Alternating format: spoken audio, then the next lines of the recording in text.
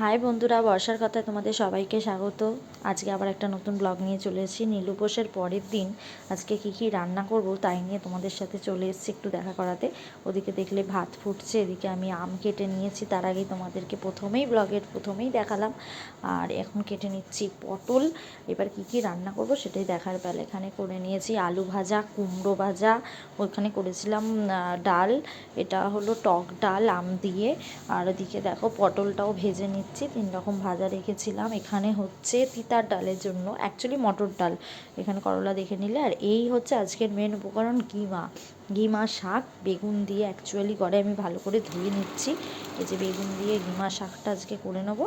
আর এখানে এতগুলো আইটেম নাকি আমাদের আজকের দিনে খেতে হয়। ঠিক আছে, আমি কোনো দিন ঘিমা শাকটা করিনি, তবে এই প্রথম করার চেষ্টা করেছি, হয়েছে সবাই বললো, তাই আমি খুব খুশি হয়েছি। শেষ করে একটু বসার সময় পেলাম। বসার সময় পেলাম বলতে আবার এক্ষুনি মেয়ে চলে আসবে। মেয়ে গেছে শ্বশুরের দোকানে, হোটেলে, কেন ও না একটুখানি এই নিরামিষ খাওয়াটা একটু খেতে পারে না, মানে অ্যাকচুয়ালি ভাতই খায় না। যারা আমার রোজকার সংসার এটা চ্যানেলটা দেখতেন তারা দেখবেন যে ও অন্নপ্রাশনের যে টিজারটা ছেড়েছিলাম ওতে ও কতটা হেলদি, মানে ও কতটা ঠিকঠাক ছিল চেহারাটার, আর এখন ঠিক কতটা রোগা হয়ে গেছে, মানে খায় না, কিচ্ছু খেতে চায় না, কি বলবো।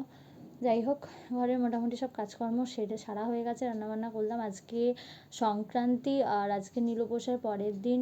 ছোট থেকে মাকেও দেখে এসেছি করতে, যবে থেকে বিয়ে হয়েছে শ্বশুরবাড়িতেও একই জিনিস দেখি। তবে এবারে সবটা নিজে হাতে একা করব, মানে এটাই ভাবিনি যে আমি কখনো একা এত মানে নিজে হাতে করতে পারবো, যে করব। ছোট থেকে কেউই ভাবে না যে নিজে হাতে করতে পারবে, করতে হয় পরিস্থিতি সময়ের এতে। শাশুড়ি ঘরে থাকলে করতে দেন না, কিন্তু উনি তো যেহেতু শাশুড়িমা ঘরেতে নেই সেহেতু আমাকেই করতে হলো। তো করেছি আজকে ভাত, আম দিয়ে টকের ডাল, জানি না ঠিক কেমন হবে খেতে, আর করলা দিয়ে তিতার ডাল, ঘিমা শাক বেগুন, যেটা আমি ফার্স্ট টাইম একদম করলাম। আমের ডালও ফার্স্ট টাইম করলাম, তবু তিতর ডালটা মাঝে সাঝে করি, কিন্তু এগুলো তো করিই না। আর আলু ভাজা, পটল ভাজা, কুমড়ো ভাজা, এই করলাম। অনেকের বাড়িতে লাবড়া হয়, অনেক বাড়িতে আরও ভাজাভুজি হয়, কিন্তু প্রথমত গরম, আর দ্বিতীয় কথা আমাদের বাড়িতে এত পদ কেউ খাবেই না, তাই জন্য এইরকমভাবেই রান্নাটা করলাম। তার উপর মেয়ে ছিল, মেয়েকে নিয়ে আমার হাজব্যান্ড আর আমার দেওর, মানে আমার মামা শ্বশুরের ছেলে, ওরা গেল এখন দোকানে, বাবার দোকান থেকে। এখন ওরা মেয়েকে খাইয়ে দাইয়ে একটুখানি দোকানে থেকে তারপরে ওরা আসবে। আমি যাই হোক 1:15-র মধ্যে আমার রান্না শেষ, মানে এতগুলো রান্না শেষ, আমি তো কি মজাই পেয়েছি। যাই হোক, চল তোমরা আমার সাথে থাকো, সঙ্গে থাকো। বাসন টাসনও মাজা হয়ে গেছে, আমার সব রেডি। তাই আমি এবারে খুশি, এবার একটুখানি খেয়ে দিয়েছি। ওরা সব থেকে বড়ো কথা, আমার সকালে পুজো দেওয়া হয়ে গেছে। পুজোর নিয়ে আমি বড্ড চাপে থাকি। আসলে শীতকাল ছিল, তাড়াতাড়ি চান করতে পারতাম না। আজকে মা আমাকে নিয়ে যাচ্ছে পয়লা বৈশাখের গিফট কিনতে।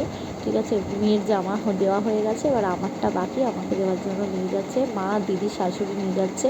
আমি তো ঘরে রান্না বান্না করে এবার চলে এসেছি মায়ের সাথে যেতে। যাই হোক, তাদের ফ্ল্যাটে গিয়ে আর আমার একটু দেরি হয় ব্লগটা ছাড়তে, তাই হয়তো তোমাদের অনেকটা খারাপ লাগে যে এতদিন করে পরে কেন ব্লগ ছাড়ছে। কি করব বলো, আমি তো সারাদিন মেয়েকে নিয়ে ঘরের কাজ করে সব কিছু করে একা হাতে সবটা করতে হয়। শাশুড়ি মা দোকানে থাকে, কারণ ওনাকে দোকানে না থাকলেও হবে না, দোকানটাও সামলাতে হবে।